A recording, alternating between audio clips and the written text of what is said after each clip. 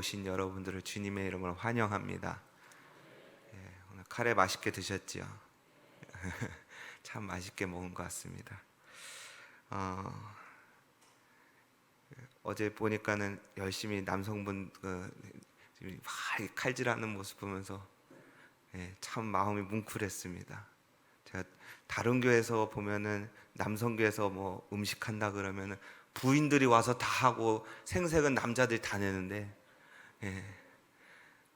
여기는 남성분들이 다 일남성교회에서 다 하는 모습 봐서 참 멋있다, 참 멋쟁이들이다, 그 생각이 딱 들었습니다.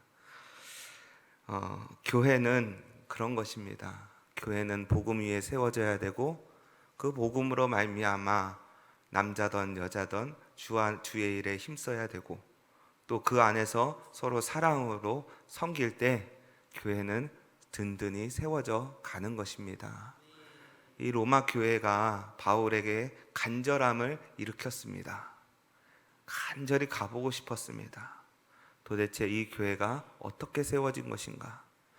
이 복음의 불모지 같은 그 로마 땅에 어떻게 복음이 들어갔고 또 어떻게 복음이 그들로 하여금 교회로 세워지게 했는지를 굉장히 궁금했습니다.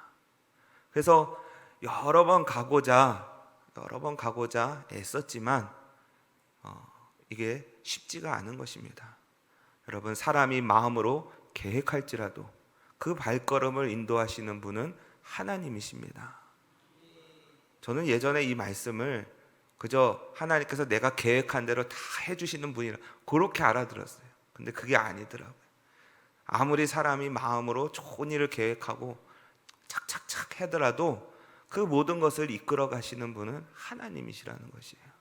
그래서 하나님이 막으시면 안 되는 거고 하나님이 열어주시면 되는 것입니다. 그러기에 우리는 그 하나님의 주권을 믿으면서 신앙생활을 해야 되는 것입니다. 바울도 그러한 하나님의 주권하에 사역했던 사람입니다. 그가 열심히 전도했지만은 저쪽에 가서 전도하고 싶은데 하는데 성령께서 막으시는 것입니다. 여러분, 전도하면 좋은 일이잖아요. 주의 일이잖아요. 그런데 성령님의 마음은, 성령님의 길은 거기에 있지 않는 것이에요. 너는 저쪽 가서 전도해라. 그 음성에 순종하는 것 자체가 굉장히 귀한 것입니다. 바울은 이곳에 간절함이 있었습니다. 로마 교회에 간절함이 있었는데 이 로마 교회뿐만 아니라 바울 당시의 모든 교회를 향한 이 바울의 사랑이 있음을 바울 서신서를 보면은 알 수가 있습니다. 그 교회가 무슨 문제가 있든 무슨 어떤 상황 가운데 처해 있든지 간에 그 교회는 하나님이 세우신 하나님의 교회라는 사실은 바울은 늘 잊지 않았습니다. 그래서 그 교회 안에서 신앙생활하는 교인들이나 성도들을 보면서 실망하지 않았어요. 하나님이 세우실 거야. 하나님이 세우실 거라. 그 믿음이 분명하게 있었다는 것입니다. 바울 자신이 세우는 것도 아니고 아볼로가 세우는 것도 아니고 하나님이 하신다는 거예요. 바울이 왜 이렇게 가고 싶은 마음이 있었을까? 오늘 본문 11절에 보면은 이렇게 말씀합니다. 내가 너희 보기를 간절히 원하는 것은 어떤 신령한 은사를 너희에게 나누어 주어 너희를 경고하게 하려 함이니, 이렇게 되어 있어요. 간절히 보기를 원하는 것은 뭐 때문이라고요? 신령한 은사를 나누어 주려고. 신령한 은사. 여러분, 여기서 말하는 신령한 은사는 바로 복음입니다. 교회에 복음을 전한다? 세상 나가서 복음 전해야 되는 거 아닌가? 여러분, 세상이든 교회든 복음은 반드시 필요한 것이에요. 우리는 복음하면 여러분 복된 소식이라고도 알고 있죠. 그런데 이걸 잘못 해석하면 이거예요. 이 복음이 나에게 유익이 되면 복음이고 나에게 해가 되면 복음이 아니다 라고 생각할 수가 있어요. 근데 복음이 여러분 복음되는 이유는 뭔지 아십니까? 그것은 하나님의 말씀이기 때문에 복음인 것입니다. 이 복음이 나에게 유익이 되든 유익이 되지 않든지 간에 하나님의 말씀이면 이게 복음이라는 것이에요. 여러분, 우리는 그것을 분명하게 알아야 돼요. 내가 나한테 유기되고 내 귀에 좋은 말씀이다, 그것만 복음이냐? 아니라는 것이죠. 이 성경 66권에 기록된 모든 말씀이 복음인 줄로 믿습니다. 우리는 그것을 알아야 돼요. 이 복음 안에는 우리를 구원하는 메시지도 있지만 심판의 메시지도 있습니다. 책망의 메시지도 있습니다. 나에게 내 귀가 거슬리고 내 기분에 나쁘게 들리는 말씀도 있습니다. 그런데 그 말씀이 누가 하시는 말씀이라고요? 하나님이 하시는 말씀. 그러기에 복음인 것이에요. 바울은 왜 이렇게 가고 싶어 했는가? 왜 가서 그렇게 신령한 은사 하나님의 복음을 전하고 싶어 했는가? 오늘 11절 마지막에 보면은 너희를 경고하게 하려 함이니, 이 말씀을 보면은 마치 로마 교회에 뭔가 문제가 있는 것 같은 느낌이 있지 않습니까? 뭔가 흔들리기 때문에 뭔가 경고해야 된다는 그런 의미로도 받아들일 수 있지만, 이미 받은 복음이 있고 그 복음이 더 견고해지기 위해서 바울은 가기를 원했던 것이에요. 우리는 이 두 가지를 살펴볼 수가 있는 것이에요. 그 교회 문제점이 있어서 흔들거리든지, 아니면 이미 들은 복음이 더 확실하게 굳어지게 하든지, 이 두 가지라는 것이에요. 어찌 됐든지 간에 바울은 이 로마 교회를 향해 이 신령한 은사인 하나님의 복음을 전하기를 원했습니다. 그래서 우리가 앞으로 또 살펴보겠지만 1장 18절부터 주옥 같은 복음들이 쫙 펼쳐지는 것이에요. 우리 기독교의 모든 교리, 그 교리가 어디서 나왔냐면은 대부분이 이 로마서에서 나왔습니다. 그리고 중세시대 많은 종교개혁자들이 어디서 영감을 받고 어디서 도전을 받고 종교개혁을 일으켰냐면 이 로마서를 보고 종교개혁을 일으킨 것이에요. 오직 의인은 믿음으로 말미암아 살리라함과 같으니라. 그 말씀 하나 붙들고 종교개혁을 일으킨 것입니다.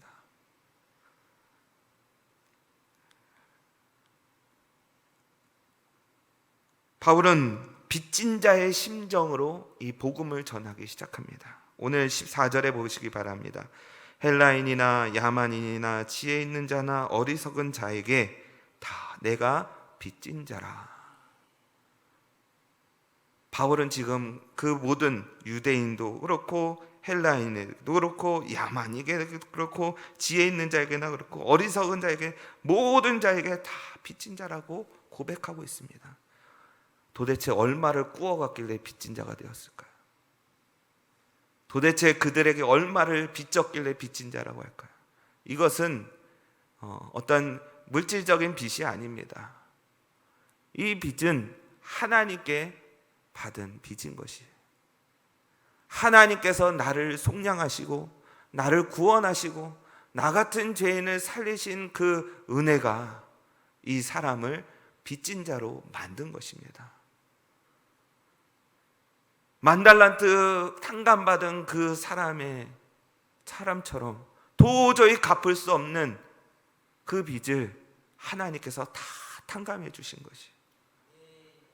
빚은 탕감받았지만 그 빚진 자의 마음은 없어지지 않은 것입니다.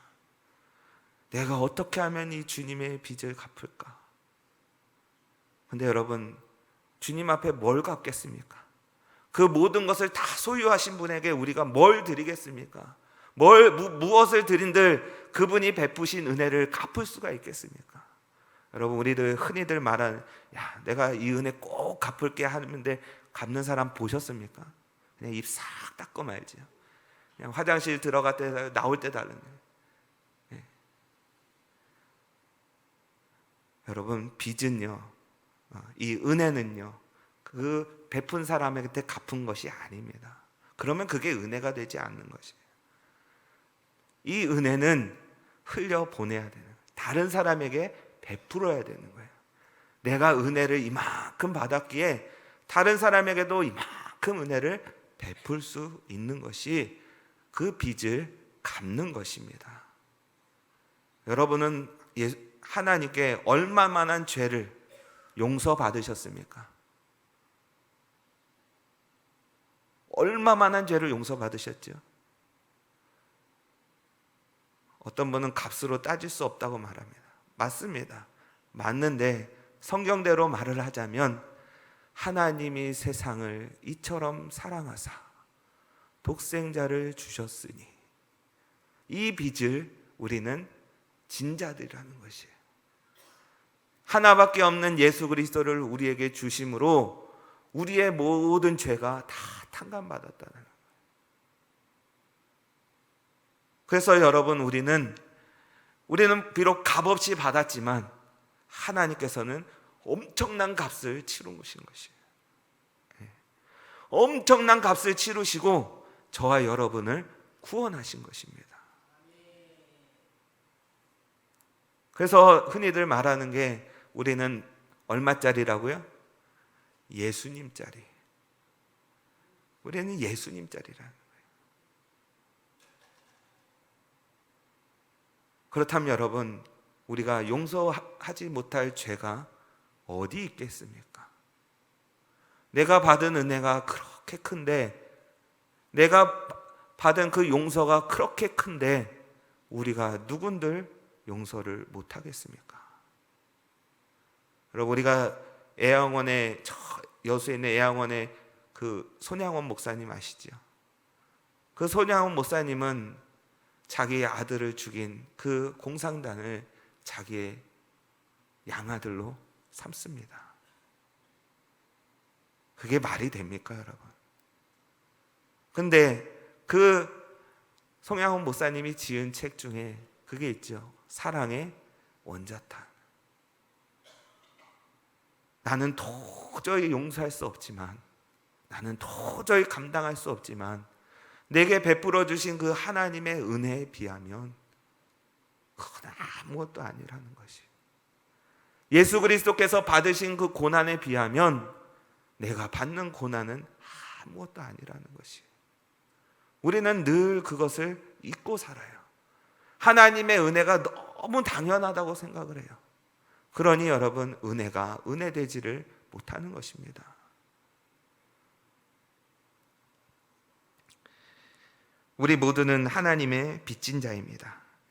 물론 하나님의 은혜는 우리에게 주실 때 값없이 주시지만 하나님은 우리에게 주시기 전에 이미 모든 값을 다 치르시고 우리에게 거저 주십니다. 그리고 믿음으로만 받아라, 그렇게 말씀하시는 거예요. 그리고 믿음으로 받는 것으로 끝나는 것이 아니라 그 믿음으로 또 살라라는 것이에요. 복음 전하는 자들은 또 복음으로 사는 자들입니다. 복음을 받은 사람들은, 복음을 아는 사람들은 이 복음으로 사는 자들이에요. 이 복음으로 살 때 하나님께서 영광 받으신다는 것입니다. 우리가 살펴봤던 8절에 먼저 내가 예수 그리스도로 말미암아 너희 모든 사람에 관하여 내 하나님께 감사함은 너희 믿음이 온 세상에 전파됨이로다. 너희가 그 믿음으로 하나님의 은혜를 받았고 하나님의 사랑을 받았기에 그 믿음이 온 세상에 전파되어야 된다는 것이에요. 죄의 삭은 사막이기에 십자가에서 그 모든 삭을 다 치르셨습니다. 다 이루셨습니다. 하나님의 버림받은 그 예수 그리스도의 그 모습을 통해서 버림받은 우리의 모습을 보게 되는 것이고, 하나님을 버린 인간의 처참한 모습을 저 십자가에서 우리는 볼 수 있어야 하는 것입니다.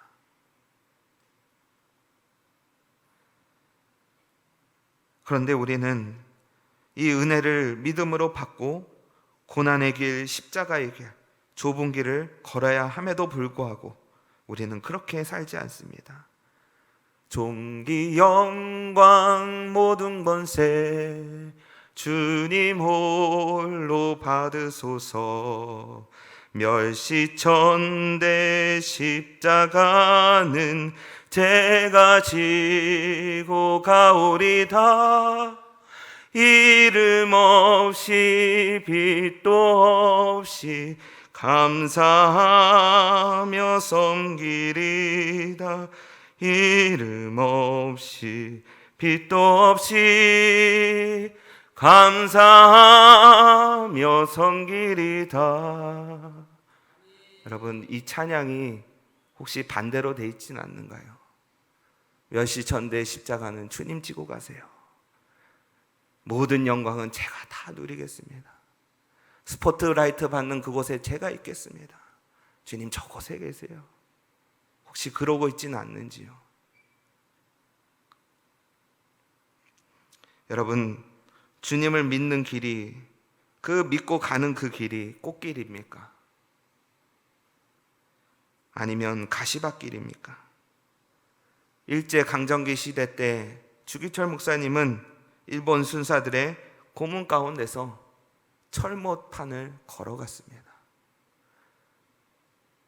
한 걸음 한 걸음 걸을 때마다 못이 발바닥을 통과하였습니다. 그럼에도 끝까지 걸어갔습니다. 왠지 아십니까? 주님은 나보다 더 큰, 더 고통스러운 그 길을 걸어가셨다는 것을 아셨기 때문입니다. 내가 지금 원하는 순환을 피해야 했다가 나중에 주님 만나서 내가 뭐라고 대답할 것인가? 내가 주는 명예와 모든 것을 다 누리고 살아왔던 넌데 내가 주는 고난을 왜 버리고 왔냐고 한다면 나는 무엇라고 대답할 것인가? 그 물음 앞에 그 주기철 목사님은 늘 살았던 모습을 보게 됩니다. 그러기에 우리는 늘 빚진 자의 심정이어야 하는 것입니다. 여러분, 빚을 져보신 분은 아실 것입니다. 빚을 지면 참으로 송구스럽고 그 사람을 피하게 됩니다. 혹시 돈 달라고 하지 않을까? 아유, 날짜는 가까이 오는데, 약속은 가까이 오는데 그냥 돈은 없고 또 갚아야 되고, 그 빚을 빨리 갚아야 마음이 편합니다. 그런데 하나님이 우리에게 주신 그 채무는 영원히 죽을 때까지 갚아도, 하늘을 먹물 삼아도, 바다를 먹물 삼아 하늘을 두루마리 삼아도 다 쓸 수 없는 것이 그 빚이기에 우리는 늘 빚진 자로서 살아갈 수밖에 없는 것입니다. 그렇다면 여러분, 이 빚을 하나님께 어떻게 갚아야 하는 것인가? 오늘 본문이 우리에게 답을 주는 것입니다. 사도 바울은 로마에 가고자 하는 간절함이 있었습니다. 그들에게 신령한 은사인 복음을 나눠주고 싶었습니다. 복음 전하기 원했다는 것입니다. 그의 마음 가운데는 이 교회를 향한 사랑이 있었고, 교회를 복음으로 잘 세워야 되겠다라는 그러한 열망이 있었습니다. 그런데 여러분, 우리는 어떻습니까? 난 복음을 다 알아. 뭐 예수 믿으면 천국 간다며? 그렇게 쉬운 복음이라면, 그렇게 값싼 복음이라면 여러분, 예수님께서 십자가에서 죽으시지 않으셨을 것입니다. 그 넓이와 그 깊이를 우리가 어찌 다 알 수 있겠습니까? 복음은 날마다 들어도 새로운 것이고, 하나님께서 베풀어 주신 이 복음은 끝이 없는 것입니다. 내가 복음을 다 안다 라고 한다면 그것보다 교만한 것은 없을 것입니다. 그래서 우리는 늘 복음을 듣고 복음으로 살아야 하는 것입니다. 복음은 세상 사람에게도 필요한 것이지만 예수 믿는 우리는 복음으로 살아야 하기에 복음을 듣고 복음을 알아야 하는 것입니다. 바울은 이러한 복음을 전하기 위해 어떤 마음으로 전했다고요? 간절한 마음. 마귀가 제일 싫어하는 것이 무엇인지 아십니까? 마귀가 제일 싫어하는 것은 말씀 듣는 것입니다. 마귀는 불순종의 왕입니다. 거짓의 왕입니다. 그런데 하나님의 말씀은 진리입니다. 그리고 하나님의 말씀을 듣는 자는 살아나고 생명을 갖게 됩니다.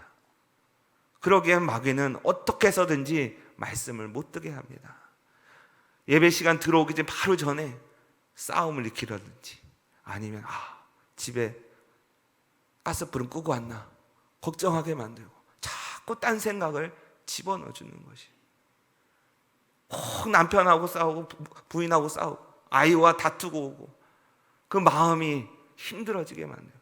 여기 앉아서도 계속 그것이 생각나게 만들어요. 하나님 여기서 목사님이 말씀을 전해도 들어오질 않는 것이. 그럼 누가 제일 좋아할까요? 마귀가 제일 좋아하는 것이.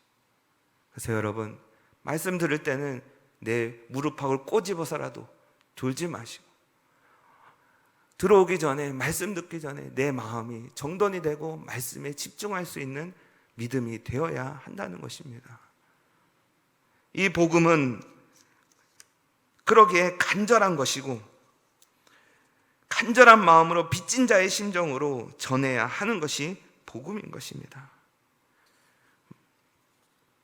하나님께서 사랑하시는 성도 여러분, 이 복음을 들으면 사람이 살아나고 사람이 생기가 생기고 사람의 능력이 생긴다는 사실을 잊지 마시기 바랍니다. 그리고 이 복음의 간절함이 하나님의 간절함인 것을 잊지 마시기 바랍니다. 여러분, 복음은 그저 나 혼자 구원받으라고 주신 것이 아닙니다. 복음은 전하라고 증거하라고 우리에게 깨닫게 하신 것이고 또 복음으로 살아가라고 우리에게 알려주신 것입니다.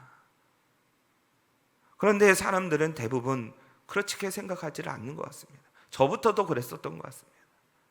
그냥 나만 잘 믿으면 되지 라고 생각했지만 그것이 아니라는 것이.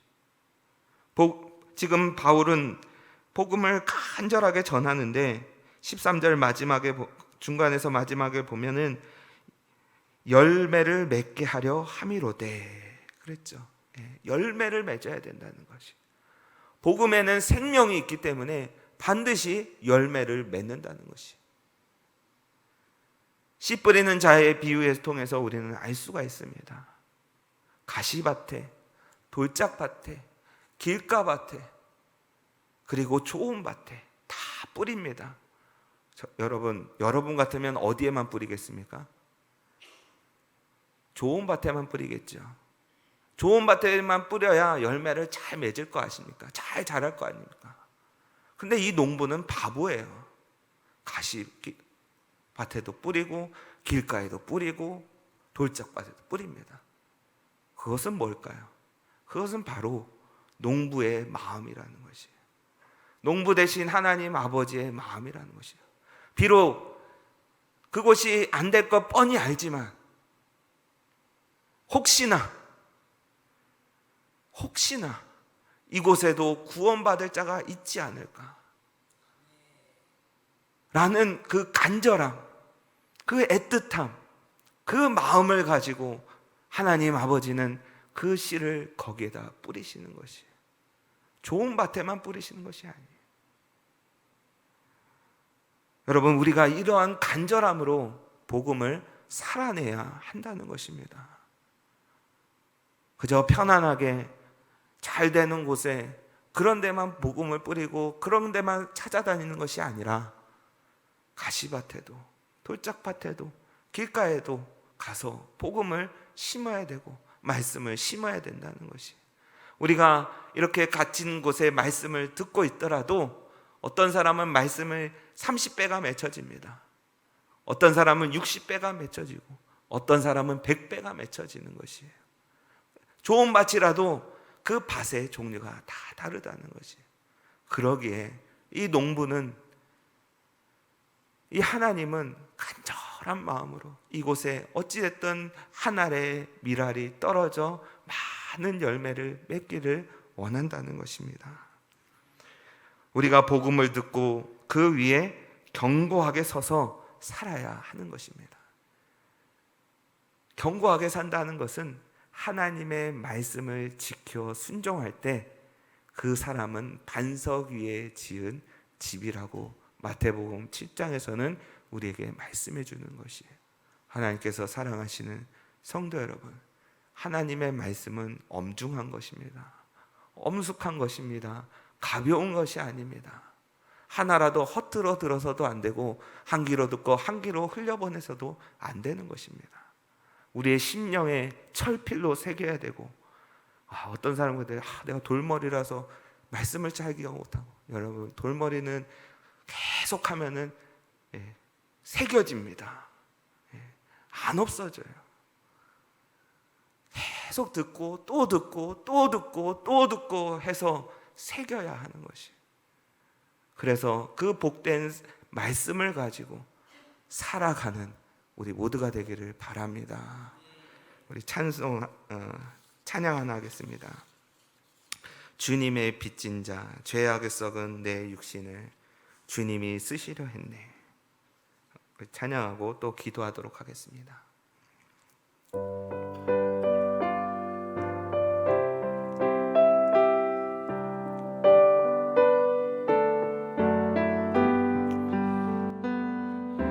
죄악에 썩은 내 육신을 주님이 쓰시려 했네. 죽음의 덫에 걸려있는 몸 주님이 쓰시려 했네. 속죄하는 손 치유하시고 속죄하는 말 치유하셨네. 새 생명 얻은 이 몸 다 바쳐 주님께 영광 돌리리.